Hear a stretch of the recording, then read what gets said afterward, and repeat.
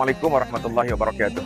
Alhamdulillah, saya berada di KLIA Terminal 1 dan sekarang ini kita sudah pun berada di peringkat kita dalam proses untuk check-in. Alhamdulillah 88 peserta sedang beratur panjang. Tengok pada suasana ni sebelum kita masuk ke dalam dan kita bergerak untuk menaiki train, mulakan penerbangan pada jam 5 petang nanti, insya-Allah. Doakan semoga perjalanan umrah jemaah Seri Semantan ini dipermudahkan Allah, insya-Allah. Kita jumpa lagi. Assalamualaikum semua. So hari ini Una dekat KLIA 1 bersama dengan jemaah-jemaah lain untuk menunaikan ibadah umrah bersama Kedai Emas Seri Semantan.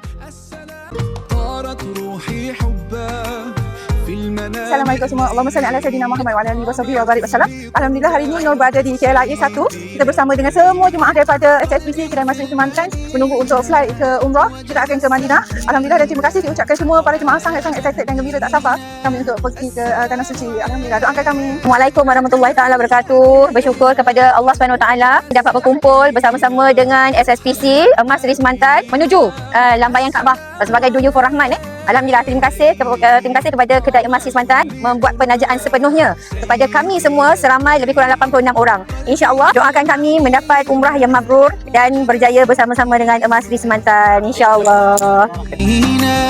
Assalamualaikum. Hari ini Tasha dekat KLIA 1. Kami semua akan berangkat ke umrah sebentar lagi.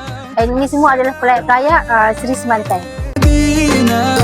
Warahmatullahi wabarakatuh. Saya Muhammad Anwar bin Daud dan juga isteri saya Delilah binti Hamzah angkat bersama-sama dengan jemaah Kedai Emas Seri Semantan untuk ke Tanah Suci Mekah menunaikan umrah. Terima kasih KES. Kita rasa syukur sangat kerana dengan berjoin Kedai Emas Semantan dapat sama-sama dengan pejuang-pejuang Kedai Semantan dapat pergi umrah sama-sama pada tahun ini. InsyaAllah tahun depan kalau dia buat lagi konten macam ni, kita sama-sama berjuang untuk dapat pergi lagi sekali Kedai Emas Seri Semantan. Memang power. Assalamualaikum, saya Wawa, pelayak umrah daripada Seri Semantan. Alhamdulillah, terima kasih Seri Semantan.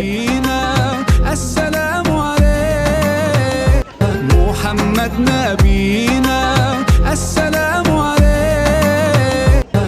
محمد نبينا السلام عليك طارت روحي حبا Seri Semantan Seri Semantan